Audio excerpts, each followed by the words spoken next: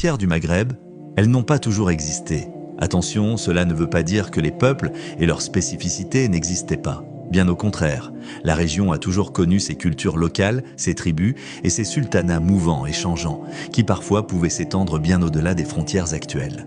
Des dynasties comme les Aghlabides, les Irides, les Fatimides ou les Omeyyades régnaient sur de vastes territoires sans que des frontières rigides ne les enferment. Le concept d'État-nation, lui, est né en Europe. Jean Bodin, au XVIe siècle, parle de souveraineté. Westphalie en 1648 fixe des frontières, et plus tard, Renan et Weber définissent la nation et l'État moderne.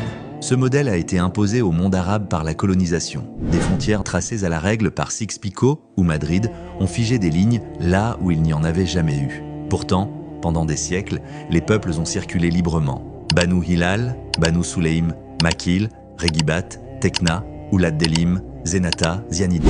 Tous traversèrent le Sahara d'est en ouest, sans se soucier de frontières. Et cette unité dans la diversité se retrouve aussi dans la culture. Fatima Al-Fihri, originaire de Kairouan en Tunisie, a fondé la prestigieuse université Al-Qarawiyyin à Fès. Ibn Khaldoun, né à Tunis, est devenu le père de la sociologie et a travaillé à Fès, Grenade et au Caire. Averroès, de Cordoue, Ibn Battuta de Tanger, et Al-Idrissi, né à Ceuta, ont produit des savoirs qui voyageaient sans obstacle. Al-Idrissi réalisa même, depuis la Sicile qui faisait partie du Maghreb de l'époque, le couchant du monde arabe, la première grande map-monde du XIIe siècle. Chaque région avait ses spécificités, mais elles restaient proches, reliées par une même langue, une même foi et une même civilisation. Aujourd'hui, ces lignes artificielles créent des conflits fratricides absurdes, dans des terres où les peuples ont toujours été frères. Le prophète, paix et salut sur lui, disait à propos de la Mecque « Tu es la terre la plus aimée d'Allah ». Oui, aimer sa patrie fait partie de la foi, mais sans haine ni injustice envers l'autre.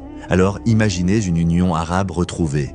Un seul bloc, une seule voix. Oui, le monde arabe est pluriel, avec ses spécificités berbères et régionales, mais pour qu'une union soit solide dans le temps et face à l'adversité, il faut des bases communes. Une même langue administrative et cultuelle, quasiment une seule monnaie comme le dinar et une même religion. Un Maghreb réellement uni, dans un monde arabe lui aussi uni. Ce n'est pas une utopie. À mon humble avis, cela se produira le jour où nous serons acculés au pied du mur. Donne ton avis en commentaire et abonne-toi pour beaucoup plus d'union.